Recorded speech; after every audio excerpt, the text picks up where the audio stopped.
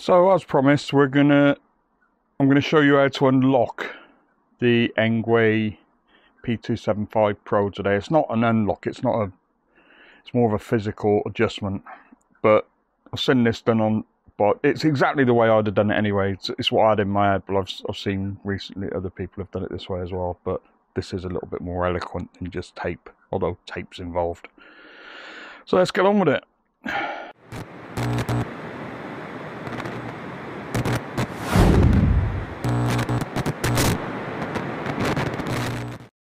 So this is what you're going to need. So you're going to need some spacers, which I bought off of Amazon. And these are, I mean, you can use anything, but you need possibly around about 15 to 20 mil to space it out. And then you'll need a magnet. So the magnet on the wheel is what the sensor picks up on, and there's the sensor just there. Look, see it there, which we're going to take off in a minute. So yeah, you need a couple of spacers. And then you need a magnet to go on the top, and we're just going to tape that together and tape it to the crank arm. So we'll do that first. What we need to do now is we need to remove the sensor there, this thing. So what I'll do now is I'll remove that. You're going to need some snippers now to get through the tie wraps here, and once we've done that, I'll show you what we do next. So what you can see here is where I've taped on the magnet and the spacers, and then I've now removed the sensor. So the sensor part is actually here. This is the sensor part where I've got my finger and pointing at it there.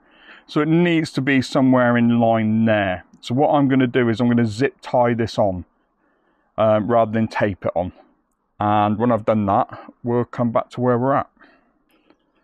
So that's it. That's all you do. As long as that magnet passes through there to there and nothing's encroaching there, the job's done. This bike is now technically mechanically unlocked.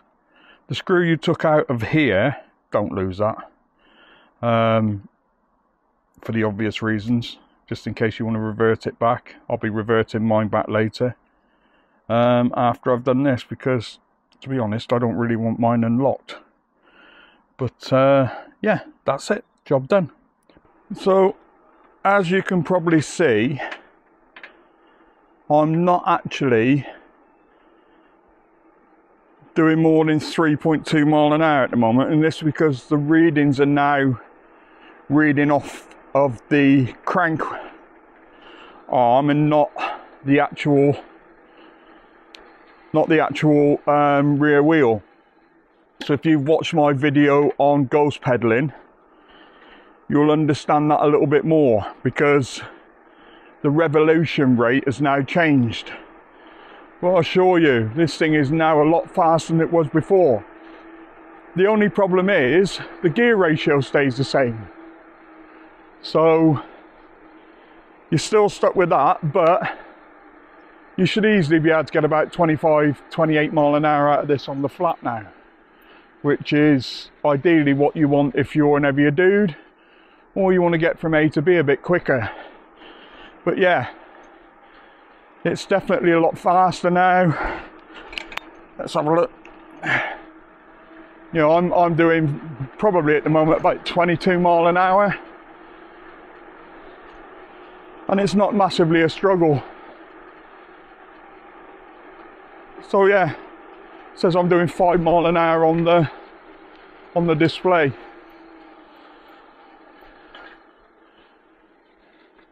And that's it, ladies and gentlemen. It's that simple. Like I say, these are the bits you'll need. You can get these off magnet spacers. I think they're 20B30 or 15B30 spacers. And I think they're about 10 mil thick, they're not far off. And these are 30 mil long magnets.